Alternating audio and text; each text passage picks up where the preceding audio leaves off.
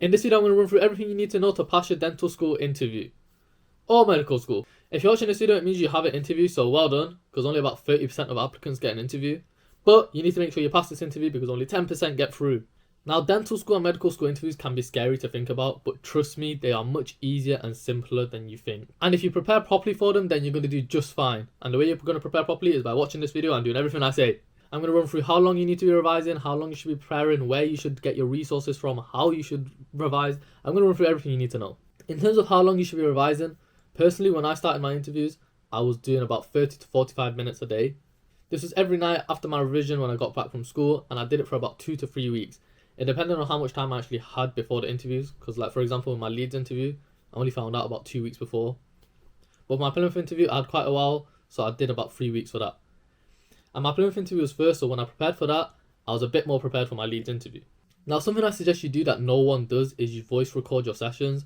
I did this and it helped me a lot. So what I'll do is I'll sit there, for example, my dad will be asking me questions and I'll answer it, and it'll all be voice recorded that night. Now, the next day on the way to school, I'll listen to these voice recordings, go through the questions, go through the answers in my head. It just helps you remember, it helps you structure everything, it just gets your mind in the right place. Now, the worst thing you can do is try memorizing a specific answer. Do not memorize your answers because you're going to sound like a robot when you're doing your interview, and that's the last thing they want. They're doing these interviews to get people, to get actual humans doing this course. What you need to do is memorize your structure, learn how you're going to talk, what you're going to say, how you're going to say it. Don't memorize a whole script. Just have a certain idea of what you're going to talk about. And remember, so for example, have topics in your head that you're going to talk about. That's what you need to remember, not a whole script. Now, I mentioned earlier that I used to get my dad to question me. I highly suggest you get someone to question you, whether it is a family member, a friend at school, a teacher. Get someone to question you and answer them professionally and properly. I know it can be like, you can be a bit shy initially, but just be like as professional as you can. Answer the questions as well as you can, and it'll be useful. Just give the questions to AI and tell it to ask you them questions in like the voice AI thing they have. I don't know, all these AI apps have something going on. But where are you going to get these questions from and where are you going to get the correct answers from? You can't just make it up in your head, can you? Well, first thing is I sell an interview booklet, and I have done for the past 3 years, and it's helped hundreds of students get into dental and medical school. It's a 50-page booklet. It covers questions and 1-page answers. It has everything else you need to know in it as well, with all the like ethical scenarios, the Gillick competencies, the GDC guidelines that I'm going to go through. All this stuff is at a very cheap price. I've been told to up the price, but I think it's a good price. I'm just going to leave it as it is. It's on my website, studyplate.co.uk, or you can get it at the link in below in the description.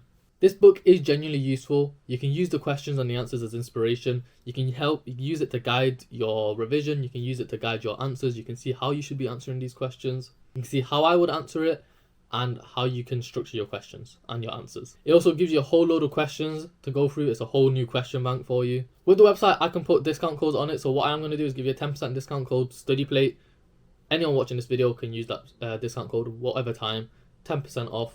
I know it's not much, but it's still a bit of discount because you're watching this video. So code StudyPlate will get you 10% off on the booklets, medical or dental.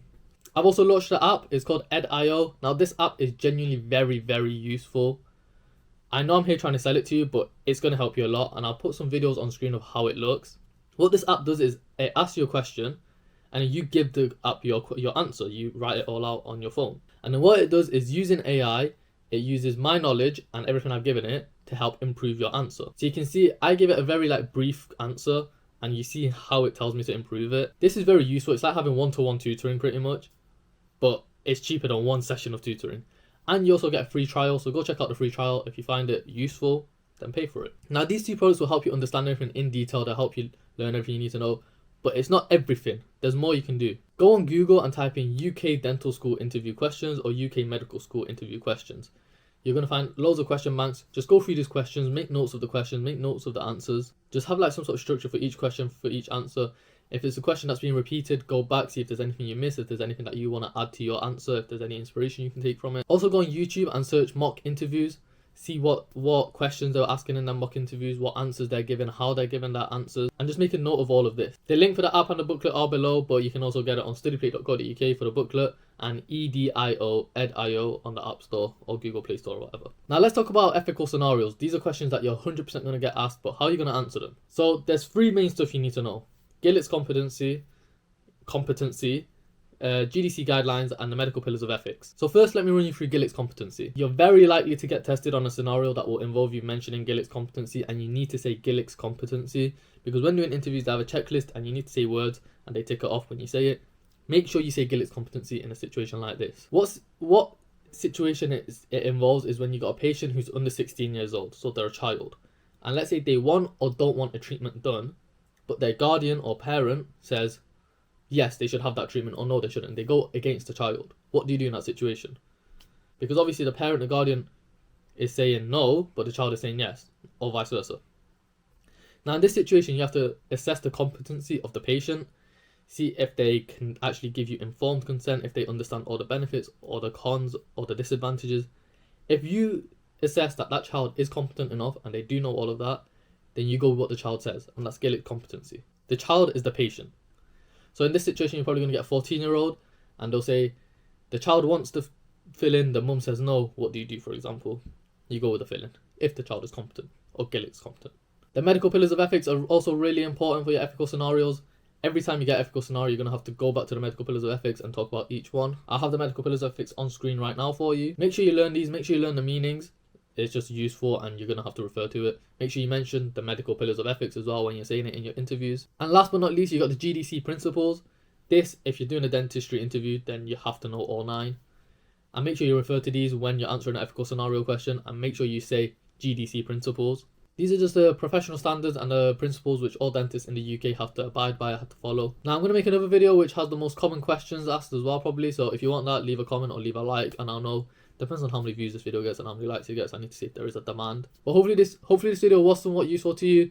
If not, then comment hate. Please don't. Just comment if you like the video or not. As I mentioned, all the resources are in the description. The booklet and the app, very, very useful. Also discount code StudyPlate, don't forget that, it gets you 10% off. But yeah, other than that, take care my people. Watch all my other videos to help you get A-stars so you get into dental medical school. And hopefully I'll see some of you at dental school next year.